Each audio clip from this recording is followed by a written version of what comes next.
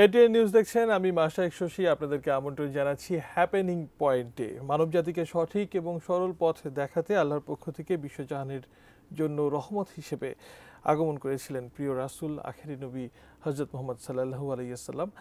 আজ পবিত্র ঈদে মিলাদুন্নবী, এবং এই বিষয় নিয়ে কথা বলার জন্য স্টুডিওতে আমাদের সঙ্গে আজ আছেন মুফতি মোহাম্মদ বদিউল আলম সরকার, প্রিন্সিপাল মাহমুদা খাতুন মহিলা কামিল মাদ্রাসা ঢাকা, খতিব বাইতুত তাইয়েব জামে মসজিদ মোহাম্মদপুর ঢাকা। আপনাকে আমন্ত্রণ জানাচ্ছি। আপনাকেও। প্রথমেই যে বিষয়টি জানতে চাই যে এই ঈদে মিলাদুন নবীর ব্যুৎপত্তি হলো কিভাবে? ধন্যবাদ সম্মানিত সঞ্চালক। ধন্যবাদ জানাচ্ছি সম্মানিত দর্শক ও শ্রোতা মণ্ডলীদেরকে। আসলে এর উৎপত্তি যদি আমরা বলতে চাই তাহলে আমরা দেখব যে হাদিসের মধ্যে আছে কিনা, কোরআনে কারীমের মধ্যে আছে কিনা। তো আমরা যদি হাদিসের মধ্যে দেখি তাহলে দেখি যে নবী সাল্লাম তিনি তার জন্মদিবসটা, মিলাদটা, আসলে মিলাদুন্নবী মানে নবী সাল্লাল্লাহু সাল্লামের মিলাদ মানে জন্ম।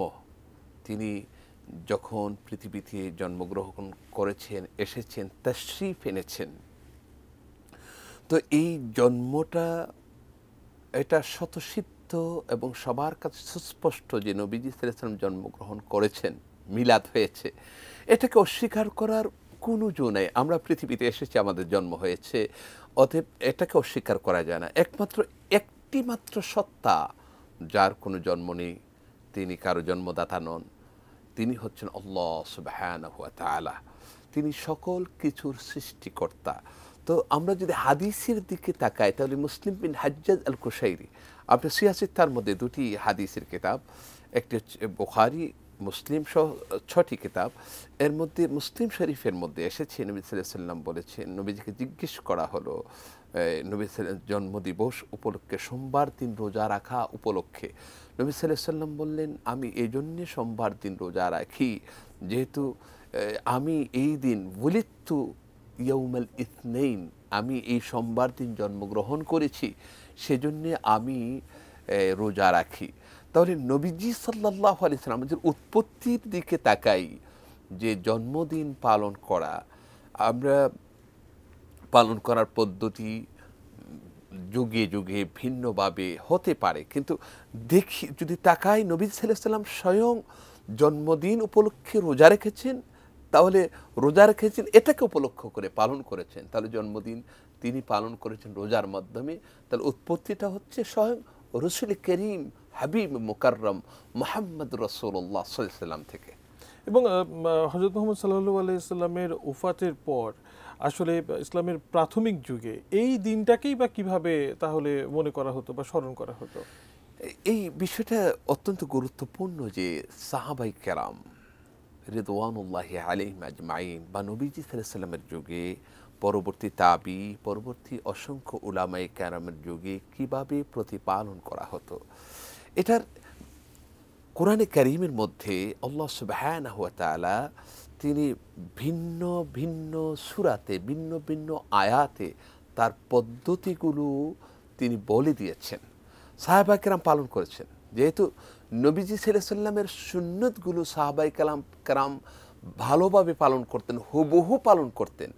এমনকি আপনি অবাক হয়ে যাবেন, নবী সাল্লাল্লাহু আলাইহি ওয়াসাল্লাম যে টয়লেটে গিয়েছেন, কিভাবে গিয়েছেন, কিভাবে বসেছেন, কি ইউজ করেছেন, পানি কতটুকুন, ঢিলা কতটুকুন, এগুলো তো বিস্তারিত আলোচনা, এগুলো পর্যন্ত সাহাবাই কেরাম অনুসরণ করেছেন। তো এত বড় একটা বিষয় সাহাবাই কেরাম অবশ্যই অনুসরণ করেছেন, যেহেতু আল্লাহ সুবহানাহু ওয়া তাআলা বলেছেন যে আতিউল্লাহ ওয়া আতিউর রাসূল, আল্লাহকে অনুসরণ করো, আল্লাহকে মানো, আল্লাহর রাসূলকে মানো।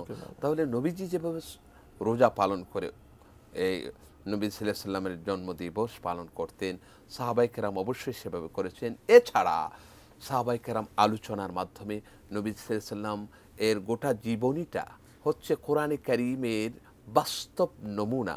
সাহাবাই কেরাম সেগুলো নিয়ে আলোচনা করতেন।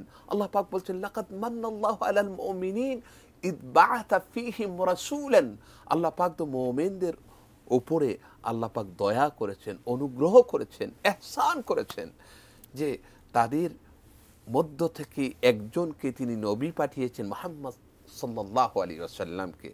অতএব এই যে দয়া, এই যে অনুগ্রহ আল্লাহ সুবহানাহু ওয়া তাআলা সমস্ত বিশ্ববাসীর জন্য দান করলেন, তো বিশ্ববাসী তো সেটাকে অনুসরণ করা দরকার।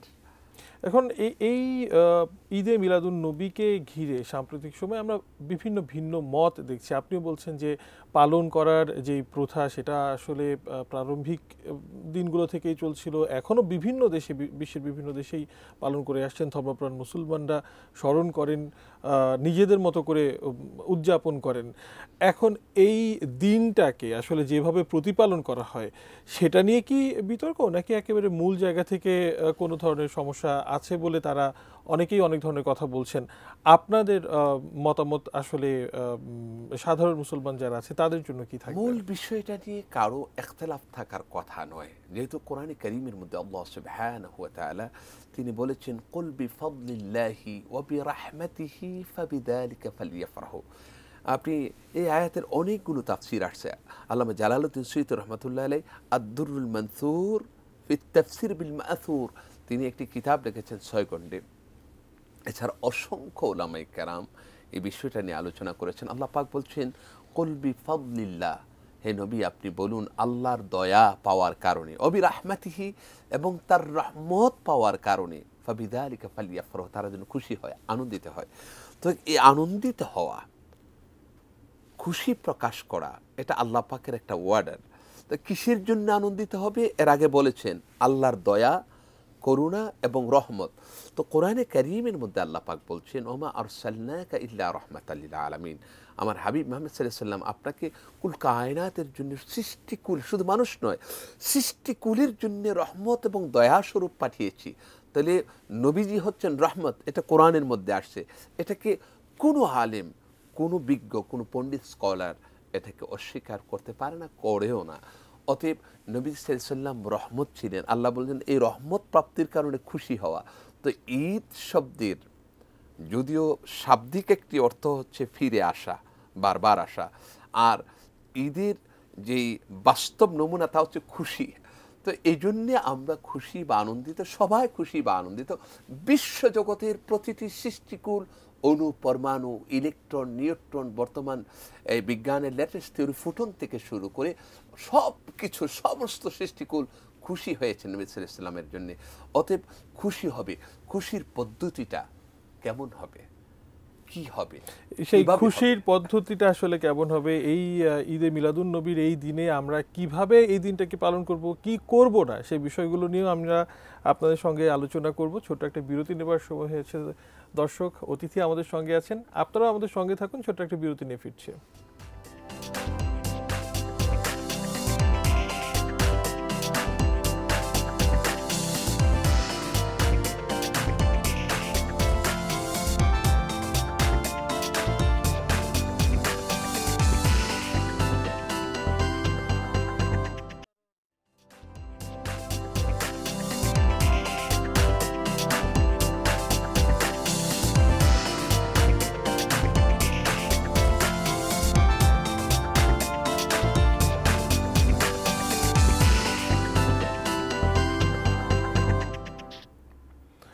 বিরতির পর আবারও আমন্ত্রণ জানাচ্ছি হ্যাপেনিং আওয়ারে। ধন্যবাদ আমাদের সঙ্গে থাকার জন্য। পবিত্র ঈদে মিলাদুন নবীর তাৎপর্য এবং গুরুত্ব নিয়ে আজকের আলোচনা। অতিথি হিসেবে আমাদের সঙ্গে আগে থেকেই আছেন মুফতি মোহাম্মদ বদিউল আলম সরকার, প্রিন্সিপাল মাহমুদা খাতুন মহিলা কামিল মাদ্রাসা ঢাকা, খতিব বাইতুত তায়েব জামে মসজিদ মোহাম্মদপুর ঢাকা। আপনাকে আবারও আমন্ত্রণ জানাচ্ছি। বিরতিতে যাবার আগে দর্শকরা আসলে যে বিষয়টি জানতে চান যে এই পবিত্র ঈদে মিলাদুন নবীর আজকের এই দিনটা একজন মুমিন বান্দা আসলে কিভাবে উদযাপন করলে সেটা সর্বোত্তম হবে? ধন্যবাদ আপনাকে আবারও। আসলে আমরা বলছিলাম যে আমরা কিভাবে পালন করব এই যে নিয়ামত পেলাম। প্রথমে হচ্ছে আল্লাহ পাকের শুকরিয়া আদায় করা। গোটা পৃথিবীতে আল্লাহ যত নিয়ামত দিয়েছেন, নবী সাল্লাল্লাহু আলাইহি ওয়াসাল্লাম সবচেয়ে শ্রেষ্ঠ নিয়ামত। এই জন্য আল্লাহর শুকরিয়া আদায় করা, রোজা রাখা, সেজদা করা, দান সদকা করা, আর এটা পালন করার বিভিন্ন পদ্ধতি সারা পৃথিবীতে এখন রেলি হচ্ছে, জশ্নের জুলুস হচ্ছে, বিভিন্ন প্রকার ধরেন স্লোগান দিয়ে মানুষেরা রাস্তার মধ্যে নামছে, অভিবাদন জানাচ্ছে। এখন অবশ্যই আধুনিক যে সমস্ত পদ্ধতিগুলো, আমরা এটাকে অস্বীকার করতে পারবো না, কারণ প্রচার এবং প্রসারের মাধ্যমে বিভিন্নভাবে একটা জিনিসকে তুলে ধরা, আমরা র্যালির মাধ্যমে নবী সাল্লাল্লাহু আলাইহি সাল্লামের আগমনটা, তার জীবনীটা মানুষের কাছে তুলে ধরতে পারি, তখন মানুষ আগ্রহ হবে যে মুহাম্মদ সাল্লাল্লাহু আলাইহি সাল্লাম এর জীবন পড়তে, আদর্শ শিখতে এবং অনুসরণ করতে। তাহলে এটাও করতে পারি, বিভিন্ন সেমিনার, সিম্পোজিয়াম, বিভিন্ন ওয়াজ মাহফিল, এরপর আলোচনা, বাসা বাড়ির মধ্যে মিলাদ মাহফিলের আলোচনা করা, মানে প্রত্যেকটা ঘরে ঘরে নবীজি সাল্লাল্লাহু আলাইহি সাল্লামের জীবনের প্রতিটা বিষয় আলোচনা করা আমরা মনে করি এটা অবশ্যই প্রয়োজন। এবং আমি একটা আলোচনায় বলেছিলাম যে এটা ফরজে কাফায়া, কোনো কোনো ক্ষেত্রে ফরজ, কারণ নবী সাল্লাল্লাহু আলাইহি সাল্লামকে অনুসরণ করা হচ্ছে ফরজ। এখন ফরজ বিষয়গুলো আপনি যদি যথাযথ আপনাদের সন্তানদেরকে, পরবর্তী প্রজন্মকে শিক্ষা না দেন, এর থেকে তারা বঞ্চিত হবে, এরপর তারা মানতে মানে অপারক হবে বা মানবে না। সেজন্য তাদেরকে কিছু সংখ্যক লোক থাকবে, তাদেরকে এটা বলে দেওয়া, তাদের কানে পৌঁছে দেওয়া এবং আদর্শকে প্রচার করা। আর সবার ভাবে কিছু মানে সবাই জানা এটা প্রয়োজন। সেজন্য আমরা বলবো যে আজকের এই দিনটা অত্যন্ত আনন্দ এবং খুশির দিন গোটাকুল কায়নাতের জন্য, বিশ্ব জগতের সমস্ত সৃষ্টিকূলের জন্য। সেজন্য আমরা তো আনন্দিত হব। আনন্দিত হতো নাচ গান নয়, আনন্দিত হওয়ার অর্থ হয়েছে এই যে আমরা রোজা রাখতে পারি, আমরা খুশি হয়ে দান সৎকা করব, আমরা নামাজ পড়তে পারি, আমরা মানুষের পাশে দাঁড়াতে পারি। নবীজি সাল্লাল্লাহু আলাইহি সাল্লামের অসংখ্য সুন্নত আছে, অসংখ্য এই কাজ আছে, আমল আছে। আমরা একটি সুন্নতের আমল জাতির সামনে বা আপনার পড়শির সামনে অথবা আপনার প্রিয়জনের সামনে একটি সুন্নতের তথ্য তুলে ধরে আমরা এটা উদযাপন করতে পারি, তাহলে সার্থক হবে। আর এভাবে করে যদি প্রচার হতেই থাকে এবং মানুষ মানতে থাকে, এককালে এসে রাসূল আকরাম সাল্লাল্লাহু আলাইহি সাল্লাম এর এই জীবনীর মাধ্যমে গোটা পৃথিবীতে শান্তি আসবে। যেমনি শান্তি এসেছিল ইসলামী যুগে, নবী সাল্লাল্লাহু আলাইহি সাল্লামের যুগে, খোলাফায়ে রাশেদার যুগে, আবার সেই শান্তি ফিরে আসবে ইনশাআল্লাহ।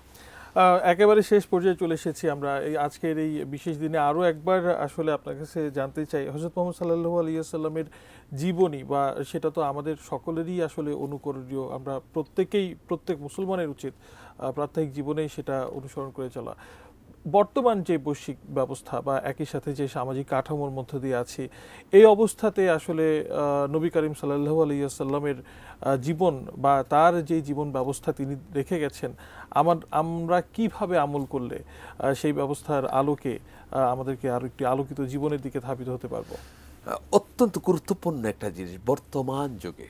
প্রথম হচ্ছে জানা, নবী সাল্লাল্লাহু আলাইহি সাল্লাম সম্পর্কে জানা। আমরা নবীজি সাল্লাল্লাহু আলাইহি সাল্লাম সম্পর্কে জানতে হলে কোরআনকে জানতে হবে, হাদিসকে জানতে হবে। তাহলে কোরআন হাদিসের জ্ঞান অর্জন করা, আর এটা হচ্ছে ফরজ। ফরজ বিষয়গুলো জানা ফরজ, ওয়াজিব বিষয়গুলো জানা ওয়াজিব, নফল বিষয়গুলো জানা নফল। জানার পর আমল করা। সাহাবাই কেরাম রিদওয়ানুল্লাহি আলাইহিম আজমাইন, আউলিয়ে কামিলিনগণ নবী সাল্লাল্লাহু আলাইহি সাল্লামের জীবন হুবহু আমল করেছেন। তিনি যা করেছেন, মা আতাকুমুর রাসূলু ফাখুযুহু, কোরআনে কারীমের মধ্যে আসছে। আল্লাহ পাক বলছেন নবী সাল্লাল্লাহু আলাইহি সাল্লাম যা কিছু নিয়ে এসেছেন, ফাখুযুহু, আঁকড়ে ধরো, ওমা নাহাকুম আনহু ফান্তাহু, আর যার থেকে নিষেধ করেছেন তার থেকে তোমরা বিরত থাকা। তাহলে দুটি জিনিস পেলাম, একটি হচ্ছে জানা মানা, আরেকটা হচ্ছে বর্জন করা। আমরা অনেক ক্ষেত্রে দেখি শুধু আমরা আমল করি, বর্জনীয় বিষয়গুলো কিন্তু যথাযথভাবে বর্জন করি না। এই বর্জন করাটাও মানার মধ্যে, এতাআতের মধ্যে, আনুগত্যের মধ্যে, আল্লাহ পাকের ওয়ার্ডার পালনের মধ্যে অন্তর্ভুক্ত। অতএব আপনি একটা সাইড পালন করলেন, আরেকটা সাইড ছেড়ে দিলেন, এটা কিন্তু পরিপূর্ণতায় পৌঁছবে না। সেই জন্যে গোটা জিন্দেগিটা নবী সাল্লাল্লাহু আলাইহি সাল্লামের আমাদেরকে আদর্শ হিসেবে রেখে গেছেন। আল্লাহ পাক বলেছেন লাকাদ কানা লাকুম ফি রাসূলিল্লাহি উসওয়াতুন হাসানাহ, মুহাম্মদ সাল্লাল্লাহু আলাইহি সাল্লামের জীবনীতে, রাসূলুল্লাহ সাল্লাল্লাহু আলাইহি সাল্লামের জীবনীতে তোমাদের জন্য রয়েছে উত্তম আদর্শ। সেই জন্য আমরা সেই আদর্শকে অনুসরণ করব, দেশ ও জাতির কল্যাণ হবে। যেমনিভাবে নবী সাল্লাল্লাহু আলাইহি সাল্লাম শিশুদের জন্যে, মায়েদের জন্যে, নারীর জন্যে, পুরুষের জন্যে, দেশের জন্যে, জাতির জন্যে, প্রাণীকুলের জন্যে, বৃক্ষ তরুলতার জন্যে, পানির জন্যে, সাগর মহাসাগরের জন্যে যে সমস্ত আদর্শগুলো রেখে গেছেন, সে আদর্শগুলো যথাযথভাবে যথাসম্ভব হুবহু সেগুলোকে পালন করার চেষ্টা করা এবং পালন করতে থাকা, তাহলে আমি মনে করি এবং বিশ্ববাসী একই কথা বলবে, সমস্ত স্কলারগণ, বিশ্ববাসীর সমস্ত উলামাই কেরামগণ একটি কথাই বলবে, আপনারা আসুন, ফিরে আসুন কোরআনের দিকে, আসুন হাদিসের দিকে, আসুন নবী সাল্লাল্লাহু আলাইহি সাল্লামের এই আদর্শের দিকে। কারণ একমাত্র শান্তি, একমাত্র মুক্তি দুনিয়া এবং পরকালে মুহাম্মদ সাল্লাল্লাহু আলাইহি সাল্লাম ছাড়া আর কোনো পন্থায়, কোনো ইজমের মধ্যে নেই। সেটা সম্ভব না। আমাদের সমাজ ব্যবস্থাতে সাম্প্রতিক সময় আমরা দেখছি অনেক বেশি অসহিষ্ণু হয়ে উঠছে, আমরা বিদ্বেষপূর্ণ হয়ে উঠছি, কিছু কিছু ক্ষেত্রে সহিংসতার অবলম্বনও করে ফেলছি। এই অবস্থার আসলে পরিবর্তনের ক্ষেত্রে আমরা কিভাবে অগ্রসর হতে পারি, খুব ছোট করে? অত্যন্ত গুরুত্বপূর্ণ। নবী সাল্লাল্লাহু আলাইহি সাল্লামকে হত্যা এবং সাহাবায়ে কেরামদের চরম নির্যাতন, হত্যা করার জন্য প্ল্যান করেছিল, চরম নির্যাতন করে মক্কা থেকে, জন্মভূমি থেকে বের করে দিয়েছিল। নবী সাল্লাল্লাহু আলাইহি সাল্লাম যখন আবার ৮ম হিজরিতে ফতে মক্কার পর যখন ফিরে আসলেন মক্কাতে, তিনি বললেন, লা তাসরিবা আলাইকুমুল ইয়াউম, আজকে তোমাদের উপর কোনো প্রতিশোধ নাই, সব মাফ করে দিলাম। নবী সাল্লাল্লাহু আলাইহি সাল্লামের এটা একটা মহান আদর্শ।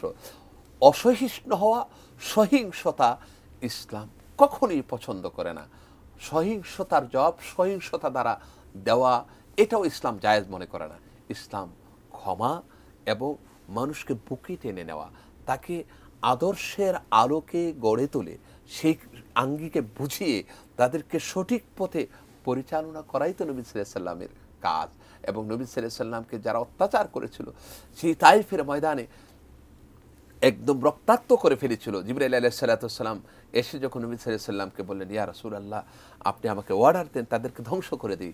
নবী সাল্লাল্লাহু আলাইহি সাল্লাম বললেন, না, আল্লাহর কাছে দোয়া করলেন, ইহদি কওমি ফাইন্নাহুম লা ইয়ালামুন, আমার কওমের লোকদেরকে আপনি হেদায়েত দান করুন, সঠিক পথে পরিচালনা। আল্লাহ, তারা তো বুঝে না।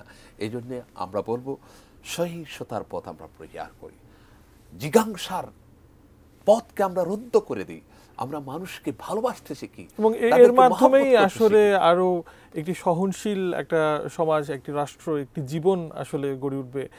কোরআন সুন্নাহর পথে আমরা আরো বেশি বিকশিত হব, আলোকিত হব, সেই প্রত্যাশা রইল। আপনাকে অসংখ্য ধন্যবাদ মুফতি মোহাম্মদ বদিউল আলম সরকার, আজকে আমাদেরকে সময় দেওয়ার জন্য। আপনাকেও ধন্যবাদ, দর্শক শ্রোতা মণ্ডলীদেরকে আন্তরিক মোবারকবাদ।